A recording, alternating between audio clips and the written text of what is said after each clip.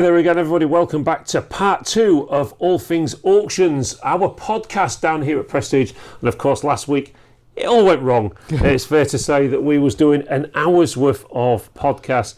We got half an hour into it. We'd just been having a go at York Minster for not taking cash, and then boom, off it went. And I had to jump in on last week's podcast and apologise and all the rest of it. And it turns out that the DJI tripod thing that we use just failed, and I still don't know why. So anyway, I've bought a new thing now. It's like a standard tripod, and we have a button now for starting and stopping. So when Lisa comes in and interrupts us, we can just click stop, can't we? But you don't think it was like some kind of divine intervention? It may well have been. You know, God wasn't happy that. I mean, God obviously is going digital these days. Maybe we didn't put his chip and pin in.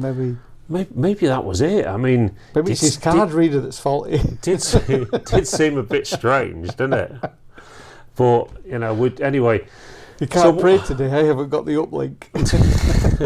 Yeah, no praying today unless you've got 20 quid. Anyway, listen. I think what we need to try and do. I'm just going to do one thing. I'm just going to make sure that this is recording because we need to see if our new system is working, and it is. It is working. It's a miracle. It's a miracle, yeah. It's a miracle. Thank you. Anyway, so what we're going to do, rather than go straight into this week's auction, which we will get to at some point, so I think we've got quite a lot to talk about this week. It's all sorts. Let's try and finish off what we was talking about last week. So we'd got to the York Minster bit. We'd found out that they didn't take cash, and I've got to say, I was really. Has anybody else found this? Did anybody comment about? Well, there was quite a few comments, sort of people saying that it's not right. I mean, first and foremost, I think from a moral point of view, if you're a Christian, where's the provision for you to go into York Minster and do your religious bit, your praying and that? Is that there? I mean, we asked that question. We did ask that question. We said to the lady, "Are we allowed to go into that bit there?" No. It was like, you pay or you don't come in. Yeah. Now, as you know, I'm not a religious person, but where does that stand with other faiths? You know, I don't see any other people saying you've got to pay to come in here. And I did remember seeing something in Cornwall where there was a donation box thing, which was one of these chip and pin wireless thingies. But I also remember seeing that you could buy candles to light and pray for stuff. But because they were underneath the minimum amount, that had to be in cash. It had to be in cash. Yeah. I think, look, I mean, I fully accept. I mean, York Minster is without doubt, to me, it's another Lincoln Cathedral. It's without doubt stunning. A stunning piece of architecture, an amazing building. And yeah, it's made of stone and God knows what else. And these places must cost a fortune. They must cost a fortune. So I do get it. I do understand the charge. But let's not forget, the charge wasn't the issue here. The issue was, we're not going to take your hard-earned money. And that troubled me somewhat because, you know, I'm all about, I don't want to see a cashless society. I don't think it's good for anybody or anything. I certainly don't think it's good for small business. And you know, despite the fact that the government are trying to chuck this on us all the time, I don't think it's the right way forward. Other people have different views. We're still waiting for somebody to challenge us on this, aren't we? Yeah. We've put the invite out there for the podcast to say to people, look, come and you know, tell us why, you know, the cashless society is the way forward. You know, and I've not found many people that really want a cashless society. No, I think the 50-50 split works. Yeah. I think that, you know, for larger transactions and stuff like that, you know, it works. But, you know, when I've got somebody coming up to the coffee shop and buying a bar of chocolate for 80 pence and paying with a card, we're getting card fees. There's no profit left in. You know, business has got to make money. If business doesn't make money, it doesn't exist. There's a weird one on this. I don't know why. It's probably because we've not tuned this telly in properly. We're getting lots of adverts for Welsh businesses because it's regional now, isn't it? Where on your digital TVs. There's some business in Wales that's dealing in buying gold off you. Right.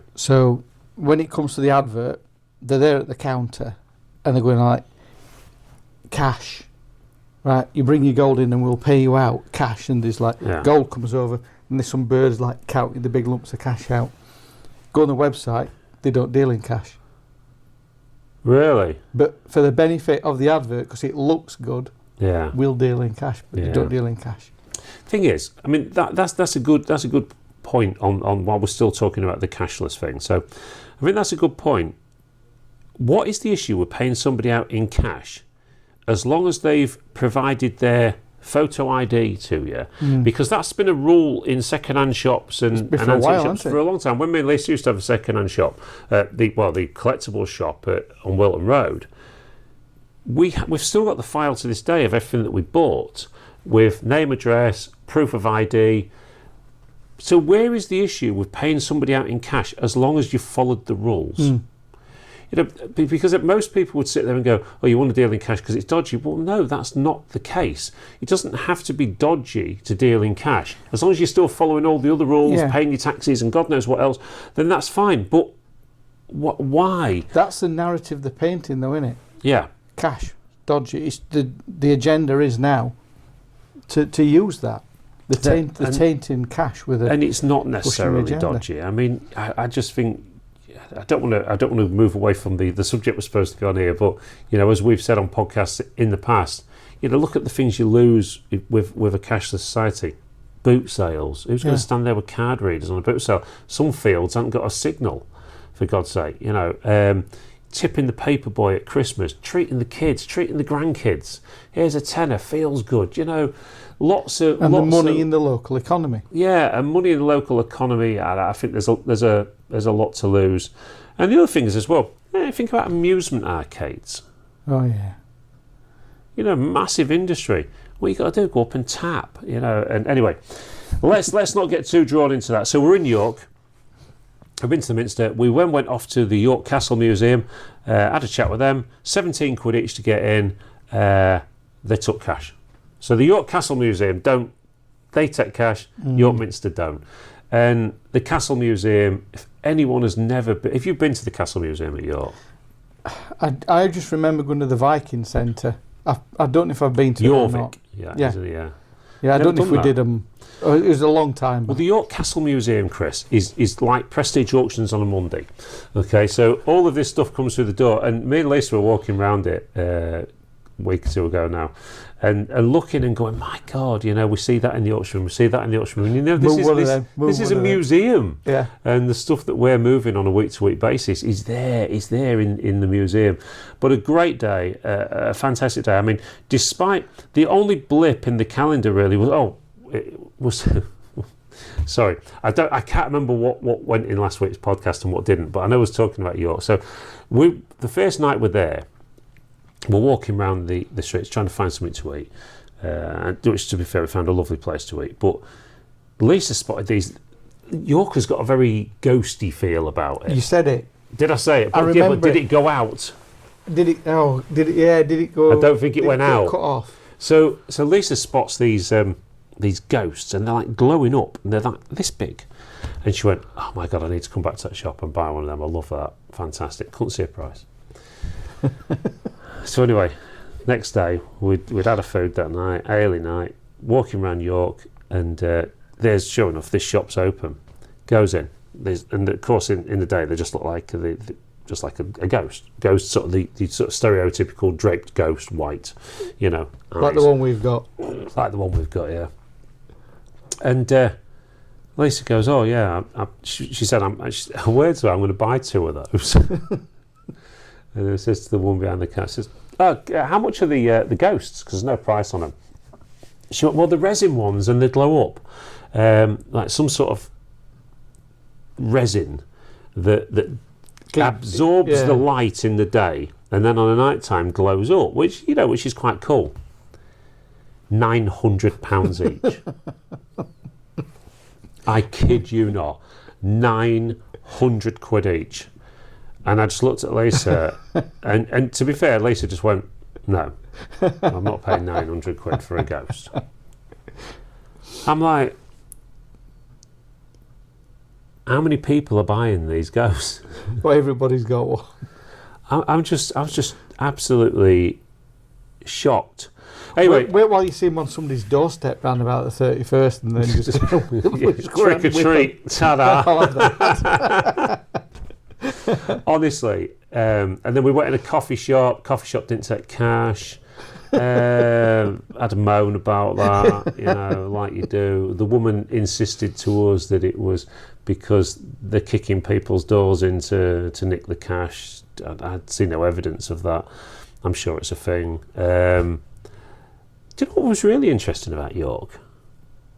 This is going to get a bit controversial now. I mean, just for those of you that are tuning in for the first time, this is All Things Auction, but we're finishing off a video from last week. We will get to auctions soon. Which almost had nothing to do with auctions. Yeah. So what was really interesting was if you go down Freeman Street, Top Town, even East Marsh, what's the one thing you see in abundance now? Flashing lights, vape shops and that. None. Didn't see one.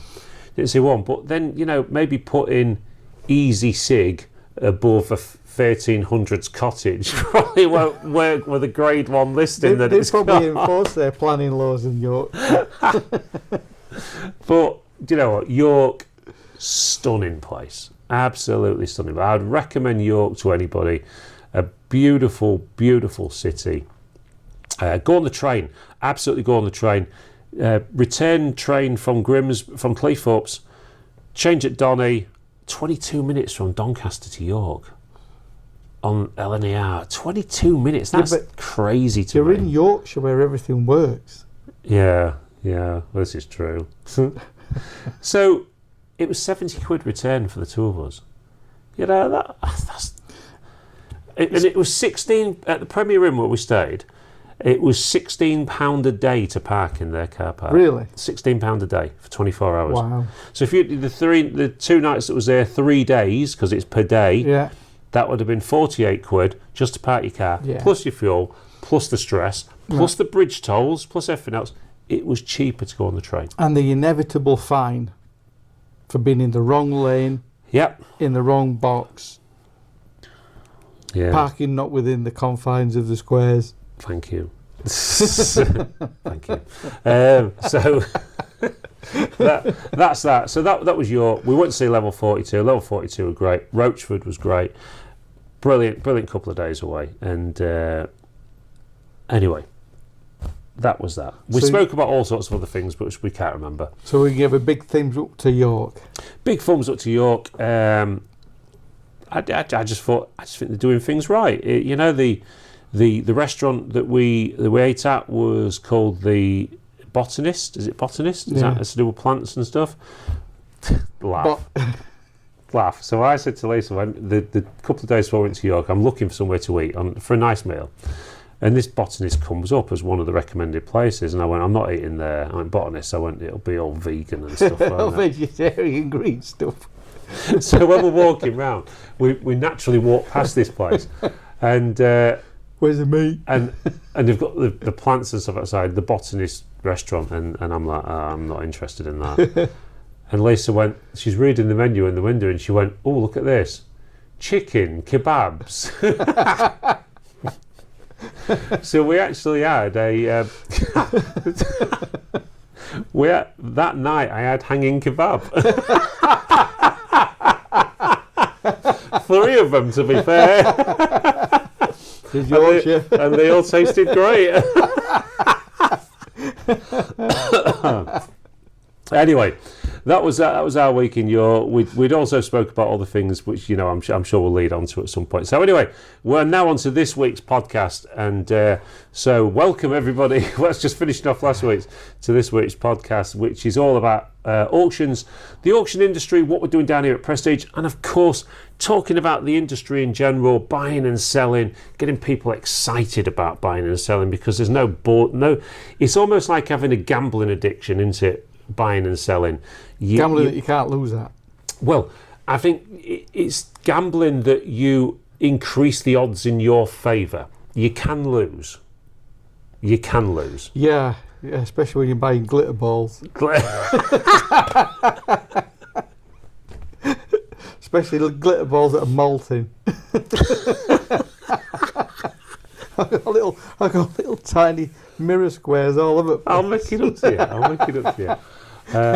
Anyway, so of course you know the interest of buying and selling is it's almost like gambling. So if you think about gambling on the Grand National, okay, so you pick your horse, yeah, you wager your bet, and then you hope you win or you lose, yeah, by studying the form. The form, yeah.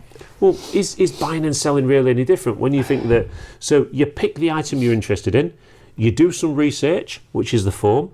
Right, if I can get this for a certain price, can I make some money on it? That's the bet. Then you win or you lose or you break even. So it's almost like an each way bet. And the more you learn about the industry, the more the odds stack in your favour. Yeah. And that's why, especially auctions like Prestige, of course, we're always going to shout about our own business, but why auction rooms like this that deal in everything from house clearance, bankruptcy stock, and I just want to stop here at this point because something that got to me on this week's sneak peek, I want to address it in a big way because usual keyboard stuff, right. Yeah. So I used a phrase when I was going through, which I stand by, at the start of the auction. I said, we've had all this stuff in from a recovery agent, right. which we'd had all this stuff in from recovery agents. Yeah. And straight away, I got a message come up on YouTube while the sneak peek was still on. Hang on a minute, did you just say recovery agents? What, like Marston's, like them people that take from the vulnerable and all the rest of it? Well, no. And I replied to it and put, no, if you'd have, maybe asked a question rather than jump into conclusions, the recovery agents that we're talking about here deal in insurance, floods, fire, that, you've seen the stuff come in. And then anything, if they get paid out on it or whatever, then they put it into auction. I want to put it out there because it does bother me when people just jump straight to the keyboard and say something that's factually not true, and they also use the words they'll never use our business again. They've been buying from us regularly, now they'll never use a business again. And I've replied to them, they've not replied back, so I don't know if they actually see the reply or not. But if you are watching this, right, we at Prestige Auctions have been offered contracts with recovery agents in terms of bailiffs. Okay, recovery agent can spread across many different forms of recovery. Don't just assume that it's bailiffs. We got offered a contract to twice actually, to deal with bailiffs companies where they wanted to put stuff into the auction, where we would be present to clear the properties, and on both occasions I turned them down. And I'm going to explain why I turned them down, okay? We are a family-run business. It is about our customers. I do not want to see somebody that's on their downers in this town, or any other town for that matter, when watching their worldly goods and everything crumble around them, being Prestige Auctions taking it out the door and selling it. It's not what we're about. It's not what we stand for. I understand it's got to happen in certain cases. Again, this is a small town. Bankruptcy and everything else. But it's not something that Prestige do. It's not something that Prestige have done. And it's not something we're going to do in the future. So I just want to put that out there to everybody that maybe thought, the dealing with recovery agencies. Recovery agencies can mean lots of things. And in this case, it was a company from Mansfield that was dealing with a house that flooded in Louth.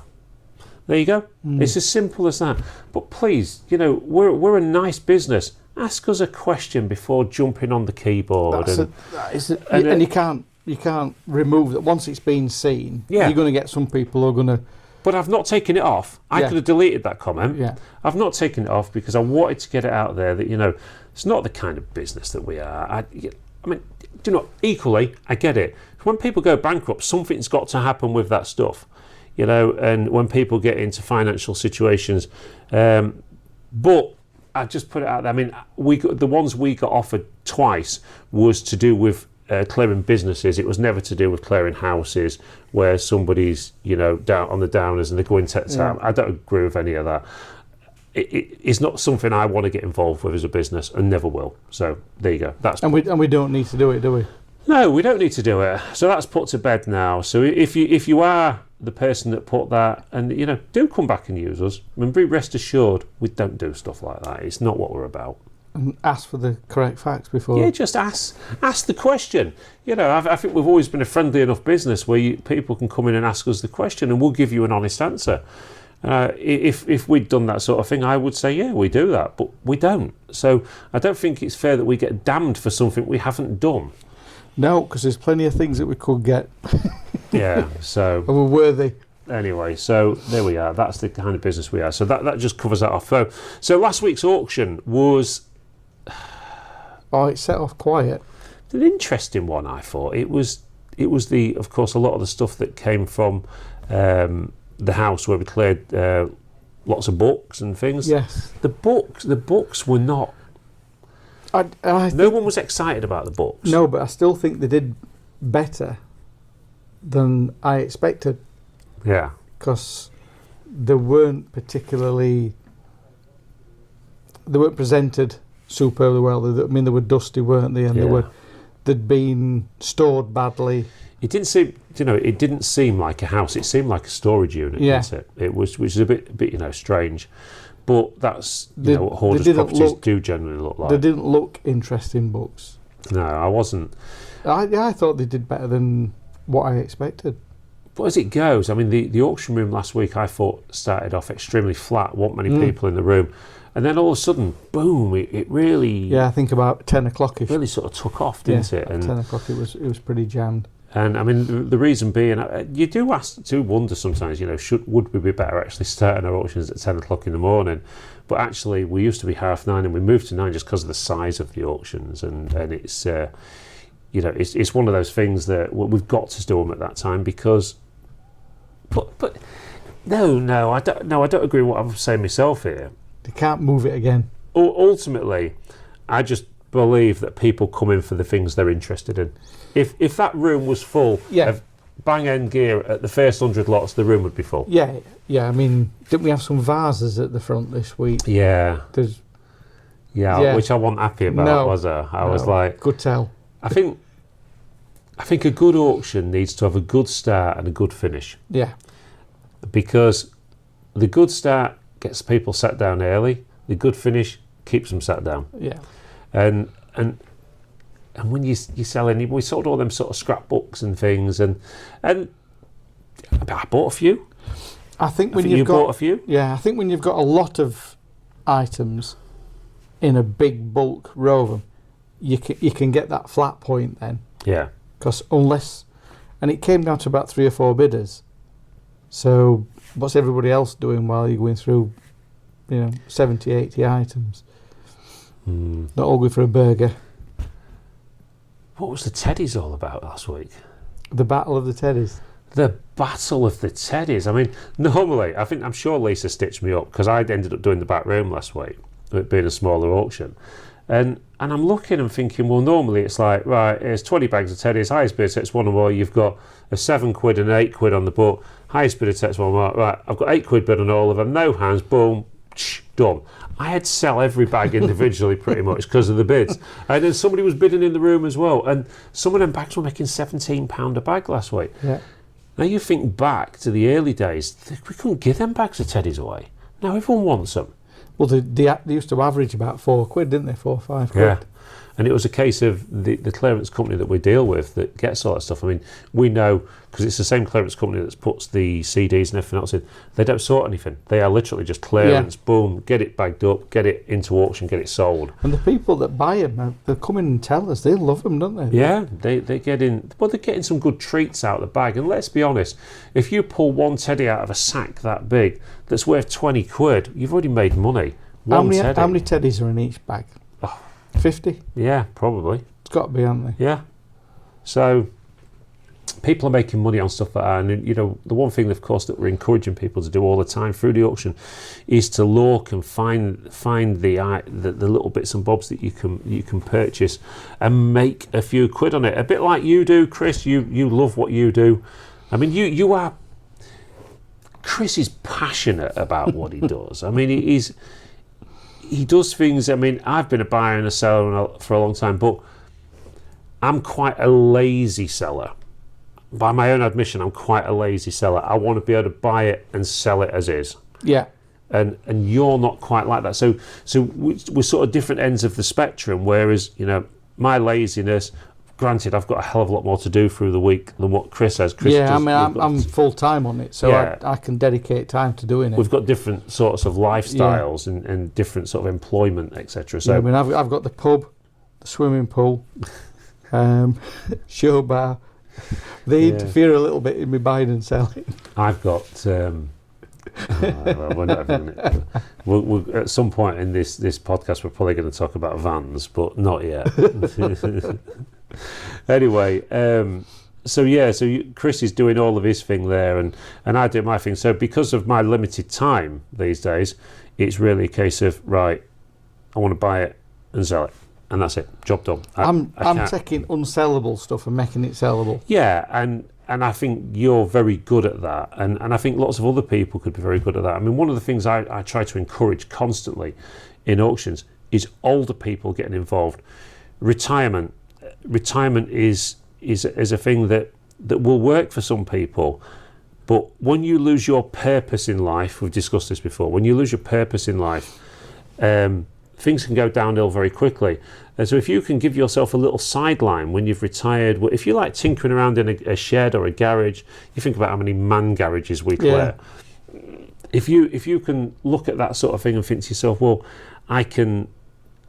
There's one guy comes in here. I won't mention his name or his number, but he started coming in with his daughter probably a couple of years ago, and she says, "I want to bring my dad down here. He'll like this sort of thing. He's retired," and he started buying Hoovers and Strimmers and stuff like that. And you think you know what I mean? Yeah. He takes them off, he tidies them all up, he cleans them up, makes them look a bit nicer, then he sells them, and he makes a few quid. I don't know. He might make 30 quid a week. But let's think about this for a second. You've got your pension. So what have you done? Some people go, I couldn't be bothered. Right, okay, but let's think about this from a mental health point of view. Instead of sitting there doing a little bit of tinkering around the garden, watching telly and all the rest of it, all of a sudden I've got them things to sort out. So you've actively got your mind going. You're in there, you're taking them apart, you're re-threading some strimmer wire through it, you're cleaning it up, you're taking some photos, you're putting it on Facebook Marketplace, whatever you do, and you're selling it, and that person comes to your door and gives you a crisp £10 note for something that costs you £6. You've made £4 profit. You've done that several times through the week, you've made £30. All of a sudden, I can go to the pub. I can go and get a Chinese. Yeah, and you're interacting all the time. Yeah, and you're keeping it going, this going, and I think...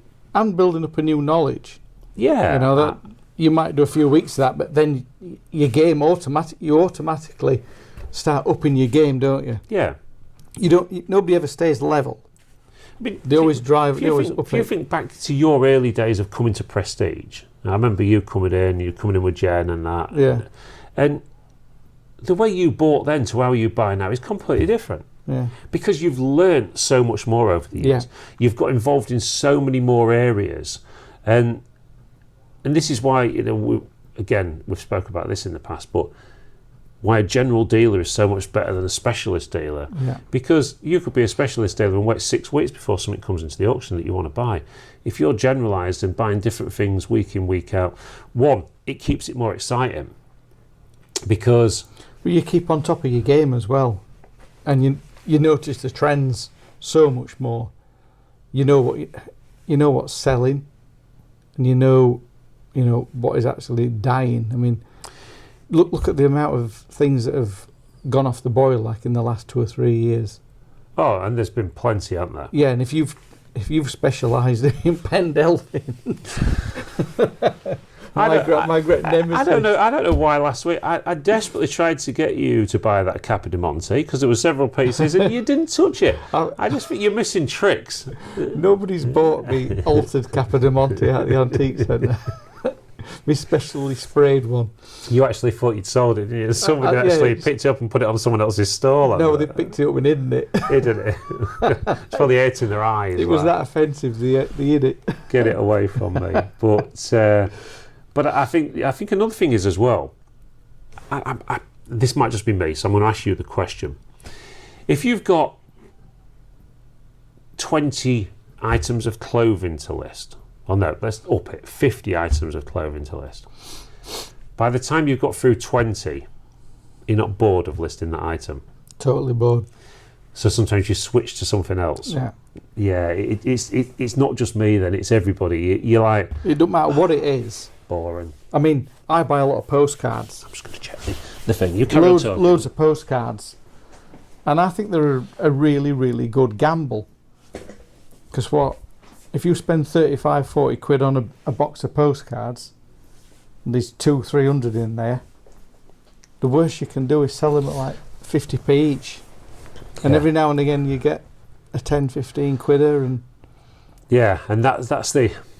I remember the early days of eBay, selling things on eBay, and I always used to start my listings on a Sunday to end on a Sunday night. It was like, especially through the winter, peak time. Everyone sat there bored at home, whatever, start bidding, and you just got an item there, and you're watching it in the last hour creep up 5 quid, 6 quid, 7 quid. And then I used to sit there, it used to be my favourite bit of the week. I'd just sit there watching them come in, and all of a sudden it would be at like 8 quid, and then go, boom, £50. And you're like, yay! And you're like really, really excited, because you've just made some really good money. And then you've made some good money that you can then reinvest next week into buying something else. Yeah. Where the idea of buying and selling doesn't always become about the money. The money's great, it has to be there, but it's sometimes that buzz. It's the buzz of what happens. The buzz of what happens. Yeah. It's just it can be so exciting, can't it? But I can't list any more than about a dozen postcards without falling asleep. Yeah, it's hard, isn't it? Yeah, there's some things that they're good, but they're boring. I'm absolutely with you on that. Anyway, I want to talk this week about vans, or lack of them.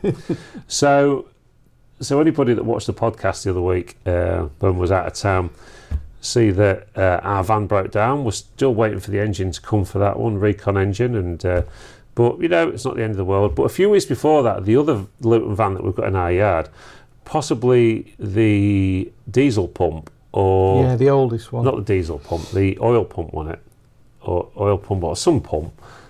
It was on the first one. Yeah, I think it's was it the diesel solenoid? Yeah, they think that the diesel solenoid is on the pump anyway. Waiting for that to get sorted. So I've got 2 vans out of action. So we bought a new van, or new for us, new for the business, and the inevitable happened yesterday. They was clearing a house near to Horncastle, and all of a sudden there was driving back from disposal, and all fluid started coming out the bottom of the engine. And now that one's broke as well. We've only had it 6 weeks. And what I think it was my son Daniel said this morning, I think it was my son, it might have been Lisa, I can't remember. Right, I'm off to get in the van, because I've got my own transit van out there. And they came out and went, oh, last van standing. So, honestly, I sat there wherever I was yesterday when I got the phone call, and I just went, oh no, please no, don't do this to me. Because now, even with all the best will in the world, you can look at all these different things you do to try and safeguard yourself in business against problems, and it's almost like somebody just sort of goes, smack. And that's how it feels sometimes. That's because of the chip and pin that God wouldn't recognise. It is, yeah, absolutely. I'm going to charge you a lot more than your 40 quid we've lost, mate, I'll tell you. It was harsh. It's one of the harsh things of being in... the more successful your business becomes, the more the problems arise. There's no doubt about that. And it's just because you've got bigger and you get different issues. But, the problem is when you get a problem like that, or problems like that, all of a sudden, 3 vans down, it's it's not just a few pounds, it's thousands of pounds of cost. And lost work. Yeah. Our delayed work, which will always gang up. Honestly, but then I suppose how do you look at things? I mean, look, because when we bought our last van 7 years ago, we bought it from a dealer, and within 3 weeks the gearbox had gone. Yeah. And I had It's not like you're buying cheap second-hand vans, is it? Well, no. I mean, you had a 3-month warranty on it, and the 3-month warranty, but the warranty only insures you up to £1,000 of work, and it was £1,800 the job.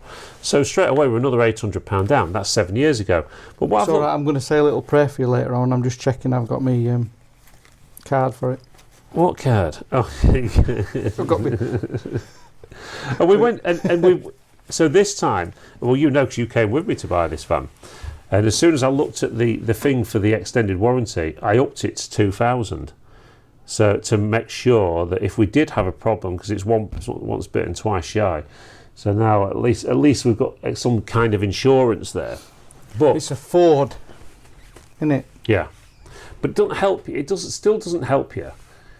It doesn't help you that you're in that situation again where you're thinking. Yeah, you can't even buy something for that sort of money that's going to be reliable. So, how much is a brand new Luton van? 40 grand. Wow. 40,000 quid. It's too much money. Yeah. It's too much money for a small business like this. And so, yeah, needless to say, I just sat there yesterday with my head in my hands thinking, what more? What more are they going to chuck at us? You know, I mean, we're already getting serious amounts of cost chucked at us from all angles these days. And then you have problems like that. It's not just about the cost, the financial cost. It's the inconvenience that's the real problem. So straight away yesterday, I just want to say a massive, massive shout out to Eddie's Removals in Grimsby again. Eddie absolutely come to our rescue yesterday. I rang him up.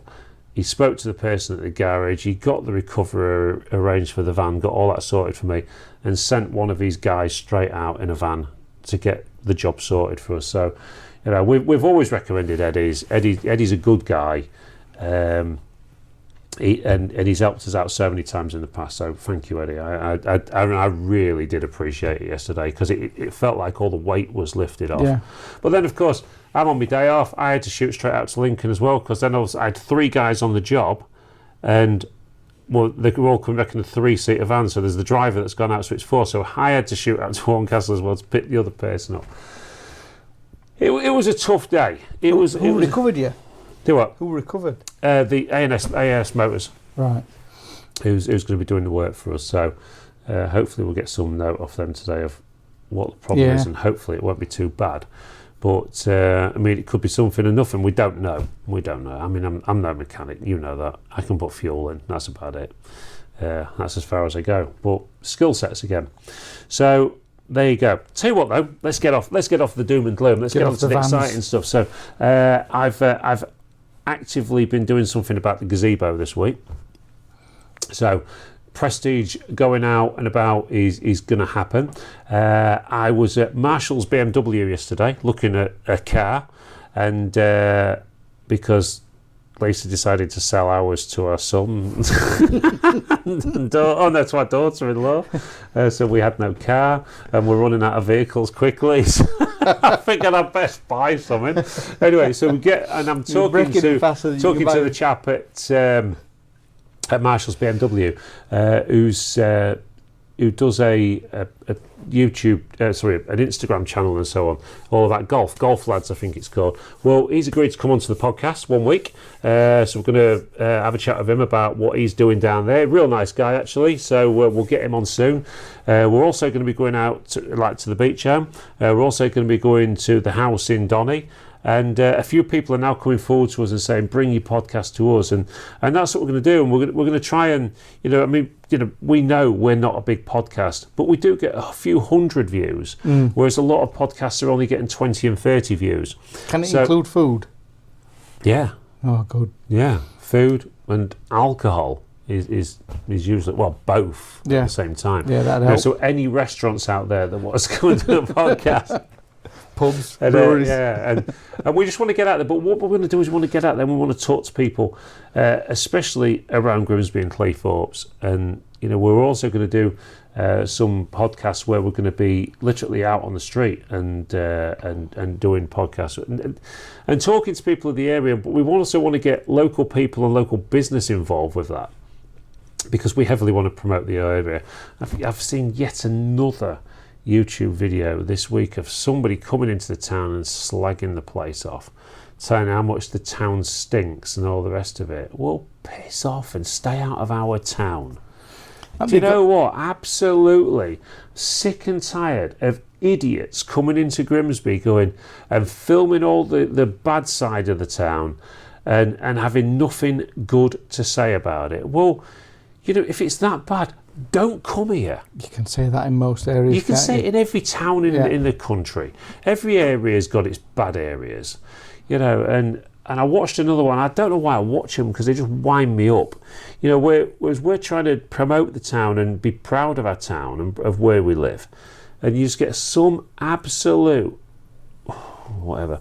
Anyway, listen, everybody, just reminds me, actually, only 50% of people that watch these podcasts and the YouTube videos that we do are actually subscribed to us, and it does help our channel out a lot if you subscribe.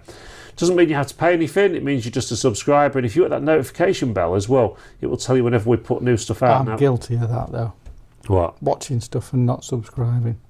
Yeah, well, I think we all are to a degree, but I mean, we put a video out. We've got quite good at this now. We are putting content out every day of the week. Some short, some longer. Podcasts are longer, and so on. Right, who we got at the door? Come in. It's me. Oh, it's you, Lisa. How nice to see you. Would you like to come and sit in the middle? No, you've forgot that. Well, I know I'm doing a podcast, so I haven't forgotten my radio. I'm just in the middle of a podcast, which we are still doing now. Oh, yeah. What can we help you with? No, I've just fetched some paperwork in for you. Okay. I've done it. As your secretary, I have done the paperwork that you asked me to do. Thank you very much. That's very good of you, that. I'm dead proud of myself. Why? Because I've just learnt a new thing on payroll, and I'm just dead proud of myself because I've done it. Well done. Just give her a little round of applause there. Well done. I'm not as stupid as Well, you all think. well done for doing the job I pay you for. If this camera could see their face. You do a cracking job on everything that you do, Lisa. I try my best. No, you do. You actually do. You are pretty good at most things that you do. So, there you go. Are you ready for Monday? Have you seen it? I have seen it. So just to put in context, everybody, what we're talking about there is that all the backups are full for Prestige, but there is some cracking gear out there. Yeah, but Some look what happened this really week. Good, interesting stuff. What about the lathes for this The week? lathes, they were hard to move, weren't they? They were hard to move, those. But, well, I say they were hard to move. You stood and what? They looked hard to move. My back's still hurting thinking about it. But it's one of those things, isn't it? One of those things. But it is full for next week, isn't it? Yeah. It's massively. I'm working Sunday night. Why? Not on the base. We've got a special sale to sort out. Oh, yes. Yeah, there's special sales coming up. Coming Sunday, haven't we? Yeah, special sales coming up as well, and another special sale coming up as well, as long as they That's ring not us well back. after our summer holidays, though. No, We haven't no. had summer holidays yet, have we? Don't forget, everybody, we have 3 got a 2-week weeks. shutdown coming up at Prestige, which is in pretty much the first 2 weeks of It's November, the first 2 isn't weeks it? of Yeah. November. In the last Saturday still, the 1st of November. The last auction is the 1st of November. And then we've actually got we go. nothing going on here this time, have No, we? So, thank the Lord. so we can have a proper chill out. proper chill out without looking at the phone all the time and getting stressed. And Get to know your granddaughter. yes, I'm off to meet my granddaughter for the first time, which I am super excited about because I've not met her yet, and I'm about the only member of the family that hasn't met her yet, aren't I? Really? No, Well, you are the only member of the family. All right. No, to be fair, no, there is a couple of others that I haven't met. Yeah. So there you go. So that is that. Anything else, Lisa? While we finish our podcast off? Thanks. No? See, she's making sort of these guest appearances now. She was on the auction aftermath on Sunday. that I'm not allowed to go on again. I did watch that. Lisa will be talking about the bit that she did, and in the background she's like, oh wow. You are funny, How Lisa. much trouble do we get in for messing about on the videos? So much trouble. How much trouble? Thing is, We got in so much trouble the other Monday because he was doing one of his videos for his podcast. And we was told to shut up. It's a Monday, we're moving furniture and we're having a laugh. No, we won't shut up. Get in your office. Did you shut up? No. Yes, you did. Yes, you all did. Yes, you did. Yeah, You know we all why? Yeah, because we all saw our backsides and... Because I'm the daddy.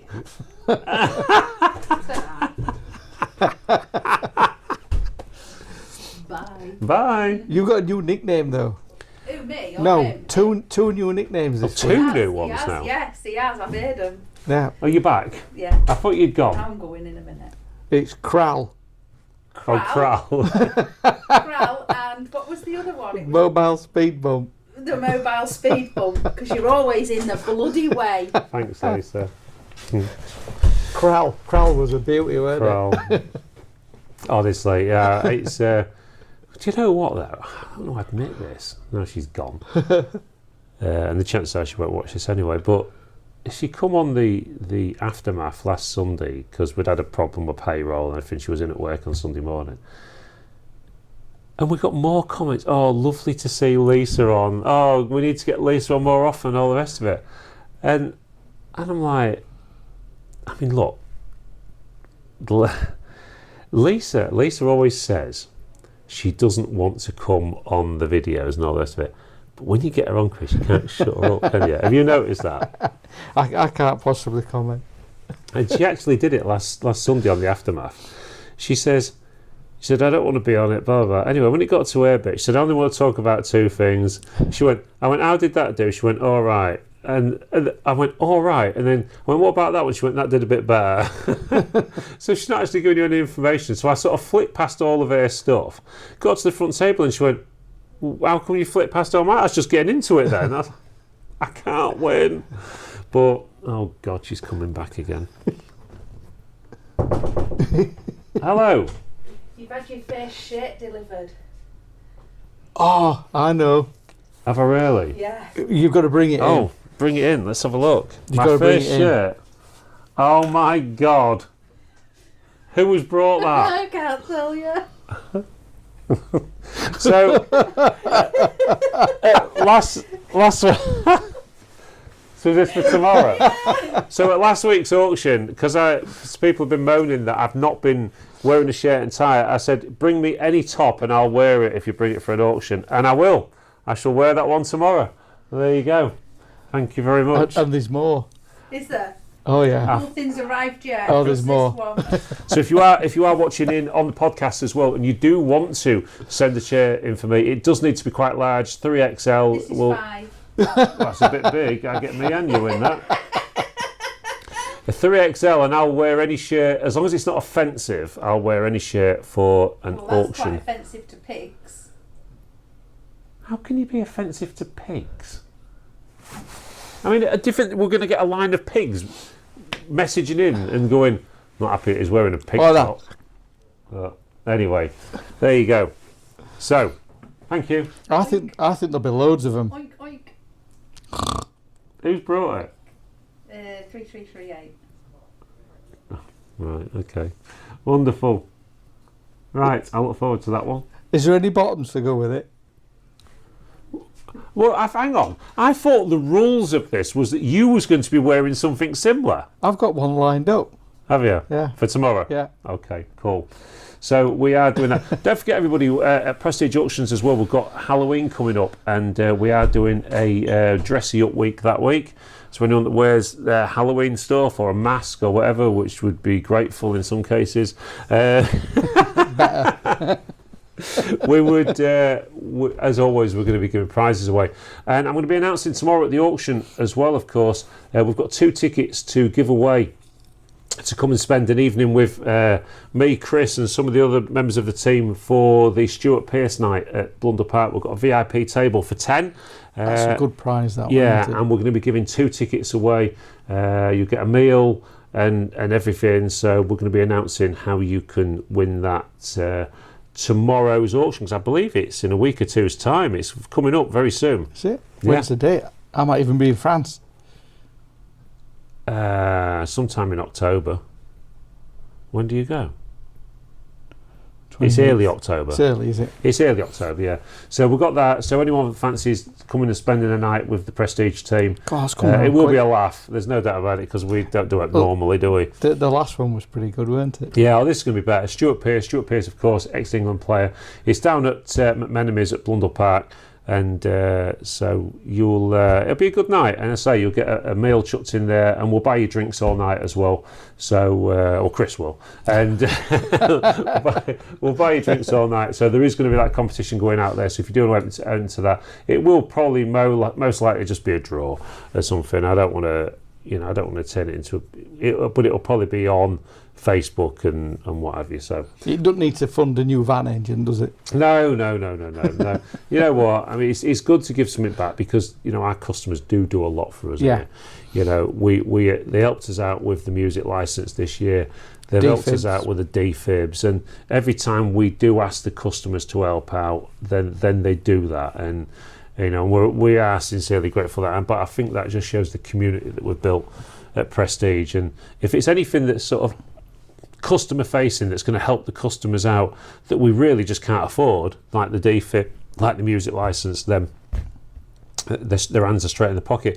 But we sort of encourage people to help us out, but in a different way. So we'll do it as like a name card or whatever. So they were getting a chance to win something back, or we did the not sold challenges. And we've had a few charity lots as well, haven't we? Yeah. Oh yeah, people donating stuff and saying put that towards your fund, and and that is always extremely grateful, because I'm not going to sit here and plead poverty, but running a small business like this can be hard some weeks. There's not always a whole lot of money left at the end of the week when everything's been paid out, and that's just business. That's just business in general. Well, especially now things have got a little bit tighter, haven't they? Yeah, but when it comes to the things that are over and above, it can be tricky. So we are eternally grateful to everybody that does help us out when it comes to stuff like that. Just for that record, I've never been left anything in a will, ever. That's true story. I've never been left anything in a will. So if anyone wants to, sign their house over to me or something like that, I'll be eternally grateful for that as well. Anything you want? A brewery. A brewery. I can't see the point. You'd make no profit. That would be an absolute downer. Listen, everybody, we've had a bit of a chinwag today and a bit of a laugh. Buy the boxes this week. Remember. Yeah, boxes. This goes out before the This is sale. going out tonight. It is Friday today. We did again. We ran out of time on Monday. Yeah, I always say buy the boxes, because that's where I have made money from. That little Mazda car as well. 25 years old, but you could lick it. It's that clean. But boxes. The boxes. There's hundreds of them. There's hundreds of boxes. They could be cheap. There's all sorts in them. It's all come from this recovery company. Yeah, they're not gone through. They're not checked. I've just had a little look at while I've been in viewing. We had no time, did we? There's quite a lot of mid-century stuff in those boxes. Is there really? There is. I had some nice air coal in this week's auction as well. And but listen, tooling. Everybody, I was talking before Lisa came in about subscribing, notifications, but also leaving comments. We do try and reply to as many comments as we can, so please leave some comments. Tell us what you'd like to see in the podcast. So tell us what you'd like us to talk about. We've got a vast knowledge of nothing at all, really, but we will do our best, and we'll try just blag the rest of it. And then we just blag the rest of it. One of these weeks, maybe we might just talk about ID cards or something like that, and the controversy that's just causing. come in. The petition's just been rejected. What do you mean it's been rejected? They're not debating it. I can't see how they can. Anything over 10,000 thing, it's like 3 million, isn't it? Yeah, but they were like normal political rules. We're in a weird era now where anything goes. They're not bothering. They're not going to debate it.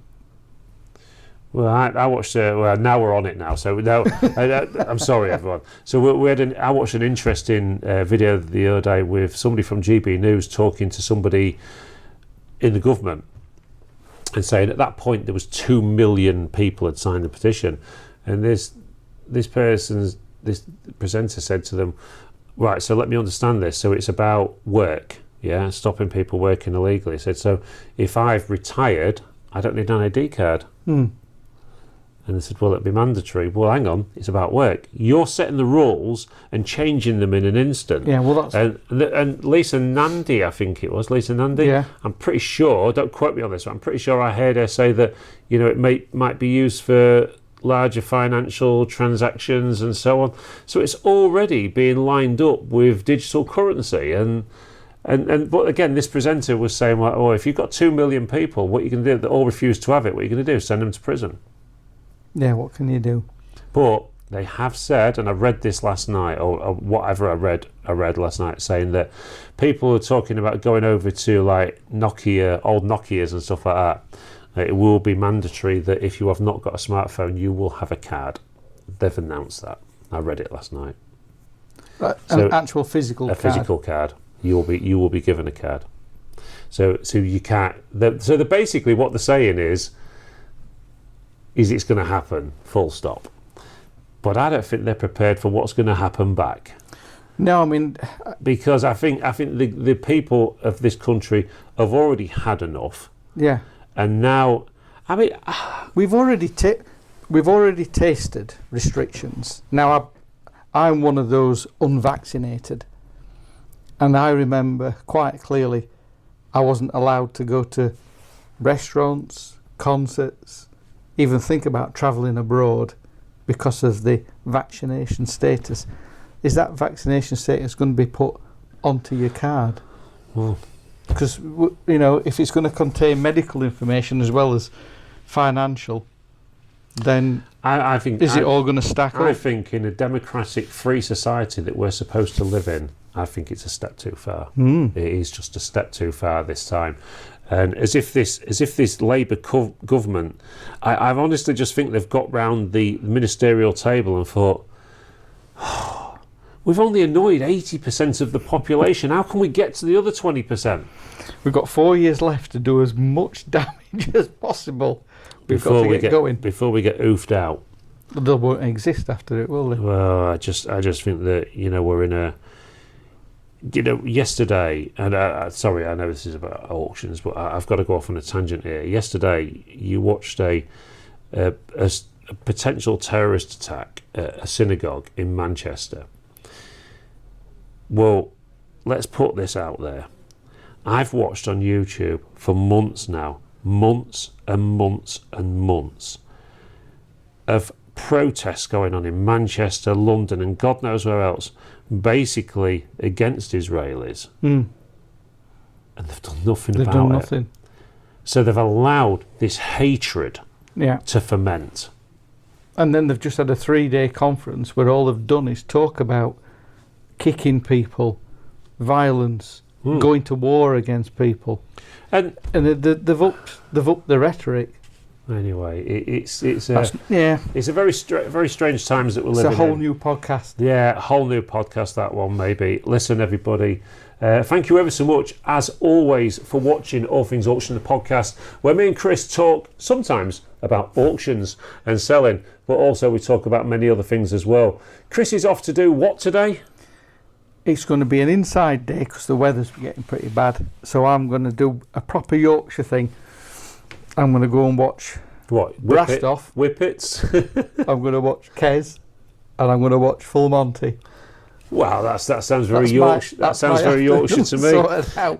I think we need to link you up with our newfound friend in Leeds, Kevin in Leeds, who's he's a proper Yorkshireman, a proper Leeds United fan as well. And I'm enjoying having Mike. And here's a little thing about Kevin in Leeds, right? Because I know he watches these.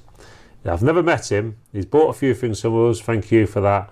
But every time he rings me on a Friday, Grimsby Town win. The one week he didn't beat me. He didn't ring me. We got beat. And he rang me last week. He said, I've had to ring you. I don't want to buy out this week. He said, but we need Grimsby Town to win. They won 7-1. Kev, keep up the good work. Listen, everybody, thank you. When's the next round? When's the next? End of this month. It's a while so Brentford at home, was it? Brentford at home, yeah. Brentford at home. Hopefully we can get past those. That'd be great. But everything's fantastic for Grimsby. You know, anything that's good, that's putting us on the map and making us that little bit better. shining through all the negative press and publicity that we get from many other people. Listen, everybody, thanks ever so much for watching All Things Auction, the podcast. We're going to be back next week with another fantastic episode. We're going to think about some things to talk about, but maybe you could help us out by leaving a comment and saying what you'd like to hear us talk about, and maybe we could, or better still, message us and say you want to come on the podcast. We can get you in the studio and we can have a chat with you as well. So until next week, say goodbye, Chris. Goodbye, Chris. And we'll see you all very soon at the auction.